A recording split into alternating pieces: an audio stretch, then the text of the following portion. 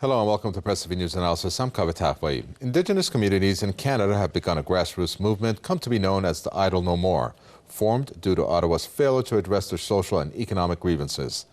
The Canadian government's failure to meet the demands of the First Nations or various Aboriginal peoples in Canada has triggered more protests across the country recently, especially after Canadian rights activist Theresa Spence went on a hunger strike on December 11, 2012.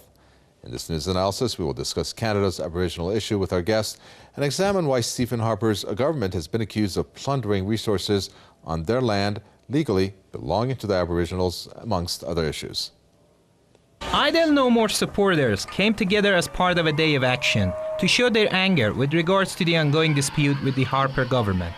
Some say talking about native right issues has been something unprecedented in the history of Canada. The awareness around native rights issues in Canada has been unprecedented with the Idle No More event. I don't recall a time in my life where native issues have been something that's being talked about on a regular basis in Canadian family homes. So I do think that if the objective was to raise awareness about our rights-based agenda, then we have done that. Some other demonstrators blocked a major rail link in Manitoba. Similar rallies were also held in other cities. Prominent Aboriginal chief Theresa Spence launched a hunger strike in December to pressure the government into meeting the Aboriginals' demands. Her move spurred a grassroots protest across the country. Canada approved a budget bill 2 months ago which affected Indian Act and environmental laws. Right after, protests erupted and First Nation people took to the streets saying the bill may lead to leasing Aboriginal lands to outsiders, while it might also change environmental oversight. This woman says the movement is inspiring and the voice of a nation. The people are standing up and saying no more implementation without consultation, no more infringing on treaty rights, no more violating our environment, and it is just a powerful voice for positive change. The Indigenous population has threatened to bring the Canadian economy to its knees if the government fails to improve the living conditions of Aboriginals and give them a fairer share of federal revenues. They say the government does not consider their basic rights and always tries to undermine the treaties which have been agreed upon previously. Observers say the Harper government's decisions are in violation of Canadian law. It remains to be seen if the Canadian government will give in to the demands of natives or will they have to stage more protests in the coming days. Let me introduce our guest for this edition of the News Analysis. We have Press TV correspondent Joshua Blakeney, who joins us from Calgary.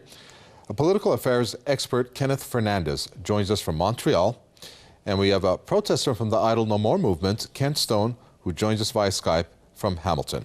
Gentlemen, welcome. Joshua Blakeney, why don't you set the tone for us? You've been covering this story for quite some time, and the latest we understand is that this has kind of gained some momentum after the hunger strike by Theresa Spence. Tell us more if you can, and of course bring us up to date as to where this movement stands right now.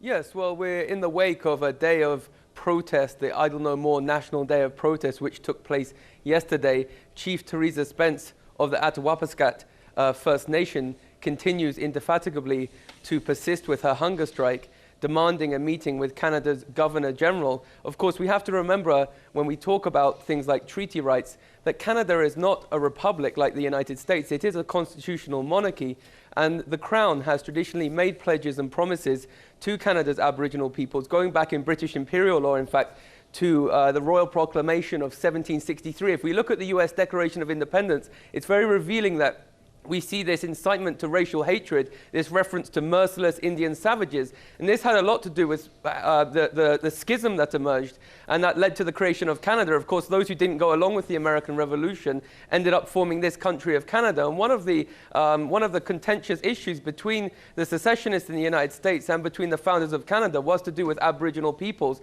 and the British Crown's approach to Aboriginal peoples, which was one of striking treaties. So the Harper government's calling itself a conservative government, but many would say it's radically altering Canada and deviating from Canada's tradition of trying to extract the consent of Indigenous peoples when it comes to the colonization and despoilation of Canada's resources. Evidently, Canada is a resource superpower with diamonds and gold and gas and oil. And the Indigenous peoples of Canada want their fair share. And the Harper government's controversial Bill C-45 is an affront to these very constitutionally protected rights. Section 35 of the Canadian Constitution says that Aboriginal and treaty rights are hereby recognized and affirmed, and that is indeed the supreme law of Canada. And so legal experts are arguing that this omnibus bill is not only inconsistent with international law, it's also inconsistent with Canadian constitutional law. And so the Harper government is being accused of lawlessness, and yet the media in Canada are portraying the protesters who are holding up Canada's heritage of a treaty system. The media is portraying such protesters as criminals and reprobates, when in fact it appears that the opposite is true. Well, let me understand this, Kenneth Fernandez. We have these people, the Aboriginals. It seems like they're getting robbed in every shape and form. Aside from what's their rights, here we have Amnesty International. Just one I picked out was how Indigenous women are 5 times to 7 times more likely than other women to die as a result of violence. And what has the federal government done? Well, they've delayed funding in drawing attention to this violence, or they've refused to develop a comprehensive national action plan. And what I'm trying to understand is how then do you explain Canada in terms of it voicing human rights concerns in the UN, and that they should be the ones that should be a model for other countries to follow? Well, I thank you for the interesting and rather insightful question. We've had governments that have regrettably paid greater focus or been much more concerned with matters economic, and have been rather selective in matters relating to human rights, much more so than previous Canadian governments. This is nowhere more evident than with the current administration in Ottawa.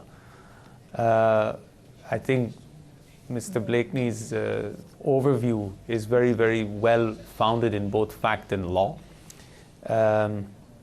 You've had years of violation of treaties in many respects. And in some cases, treaties were signed whereby the government of Canada had to provide certain amounts of grain and so on. And often the grain that was sent was contaminated or absolutely rotten. And you had egregious examples of this. You had gross abuse of people who were deprived of their children. Their children were physically wrenched from the families and sent to these residential schools where all kinds of abuse occurred as a matter of government policy throughout the decades. And now you find a whole series of communities that are actually emotionally and spiritually shattered. But that's the social backdrop. So the kind of violence that occurs or that is known to be quite widespread in Aboriginal communities is in a way a social phenomenon that's the result of historical process. The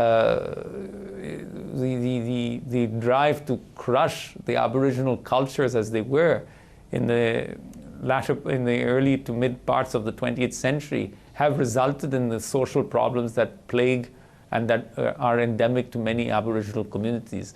That being said, many Aboriginal communities are actually vital, that is to say, hold in one way, shape or form vast natural resources, and it seems to be that the government is determined to break the treaty rights. So there's a propaganda push to suggest that, you know, the treaty rights is old hat, it's old history, and these people don't want to work for a living, and they just have to get with the program, join with the majority population, accept that their societies can no longer function as such, and just be assimilated into a broader Canadian society.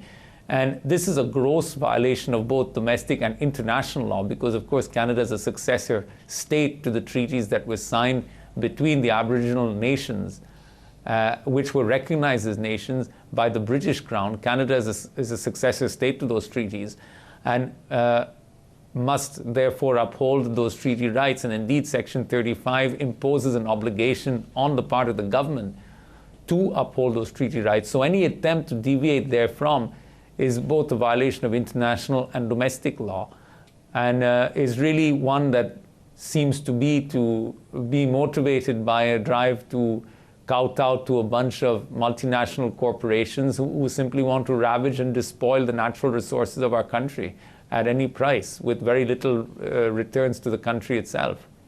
Well, let me bring in Kent Stone in here. Kent Stone obviously is a protester of the Idle No More movement. Perhaps you can tell us why it is that the Idle No More grassroots movement, as it's been described as, has gained momentum and has actually been more on the forefront. I understand that it's, aside from Aboriginals, many Canadians have joined this movement. A lot of the people who have joined the protests are non-native people who regard the Idle No More movement as an inspiration.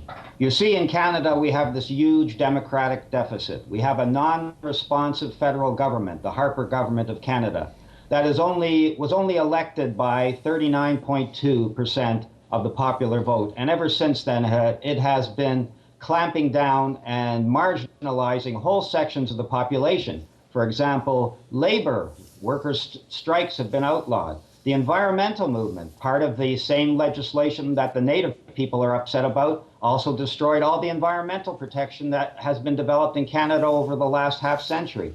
The Occupy movement has been marginalized and forced out of public places. The anti-war movement is ignored by this government and the media. So all those people marginalized in Canadian society look to the Idle No More movement, which is a grassroots movement, as a means of rallying the Canadian people against an unresponsive government.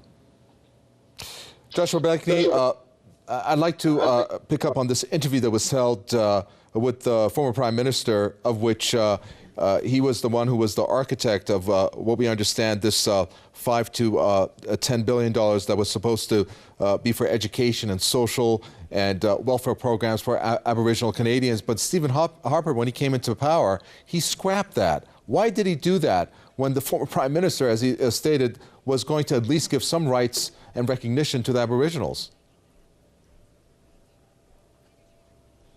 Yes, there's an attempt in Canada to blame the leadership of Canada's Aboriginal peoples for everything, including the weather, and for all of their problems. And unfortunately, because I would say there are so many Zionists in Canada's media who are used to celebrating colonialism and blaming the leadership, for example, of the Palestinians for their problems, they've been prosecuting this point of scrutinizing the economic affairs of Aboriginal peoples, trying to portray to middle-class Canadians that these Aboriginal leaders are wasting their tax dollars and so on. And so that's a very interesting reality where we see in the Canadian media that supporters of Israel, who are normally apologizing for Israel, are now focusing on Canada's Aboriginal leadership. And so I think the Harper government, who appears in some ways to be a puppet of those forces, is seeking to tell middle-class Canadians that, look, I'm going to stop wasting your dollars on these ridiculous Aboriginals. You know, that's his kind of philosophy that he's portraying to the Canadian people. One interesting fact is that the Atawapiskat people, one of their main grievances is with De Beers diamond mine.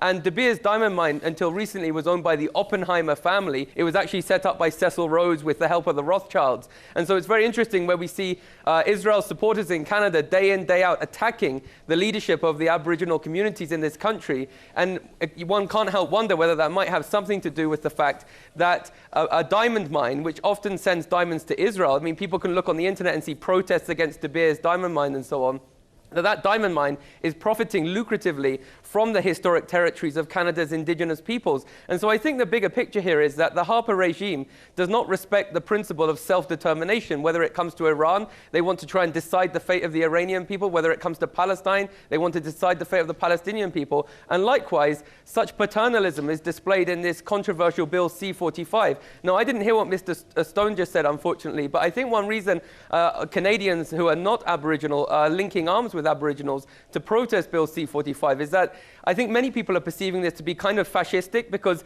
these omnibus bills lump together an unrelated and diverse array of legal changes to a complete array of Canadian topics and societal issues. And that this is not the traditional way Parliament has functioned in Canada. Traditionally, a narrow topic is debated, like do we want to change the Aboriginal treaty rights or a change to gun laws? But what the Harper government is doing is ramming through these radical changes to almost every aspect of Canadian society. And that's why I think the rest of Canada is waking up and siding with the Aboriginals, because the Aboriginal component of Bill C-45 is only one aspect of it. There's a multifaceted change happening in this society.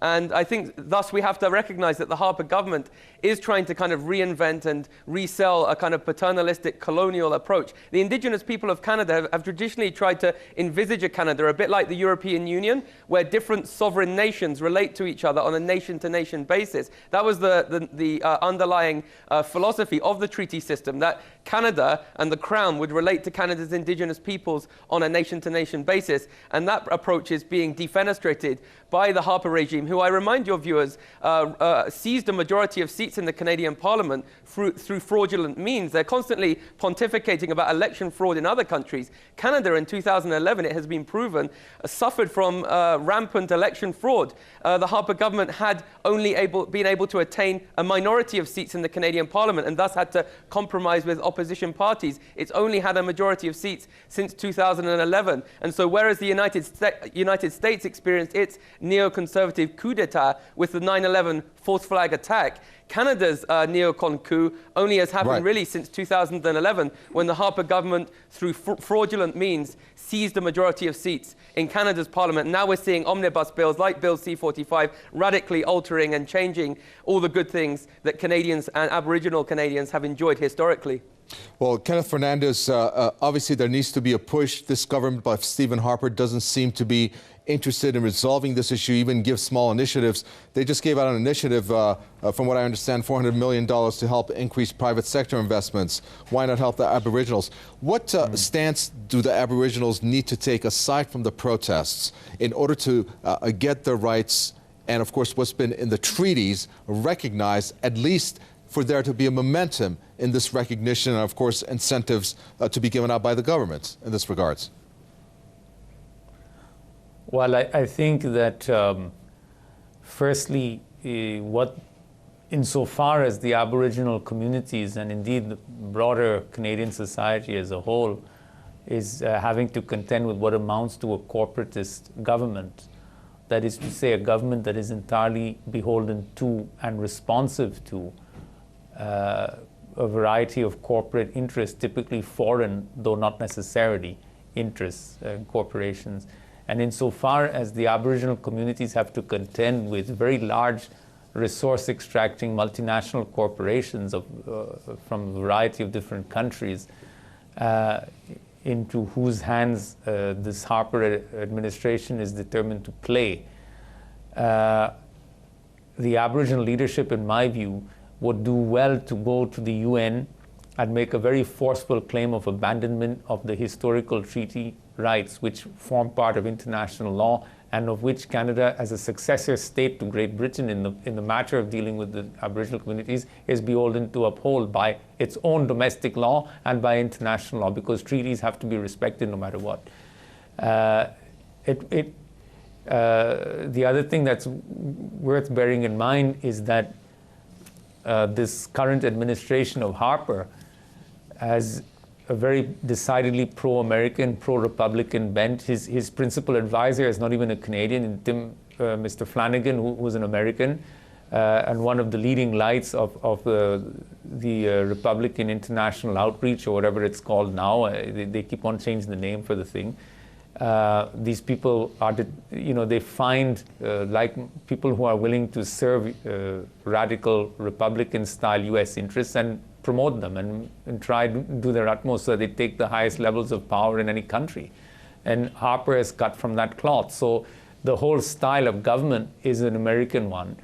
The notion of omnibus legislation, which is entirely alien to the parliamentary process, which by its very nature is designed to protect and preserve a real democracy, has been bypassed and largely gutted in favor of an American system, which Harper has implemented in order to promote a variety of corporate interests. So it is not a humanly oriented government. And he is building on what preceded him. I mean, it was the Chrétien administration that at the UN voted against water as being a basic human right. Well, this is the stance of the current Canadian government too.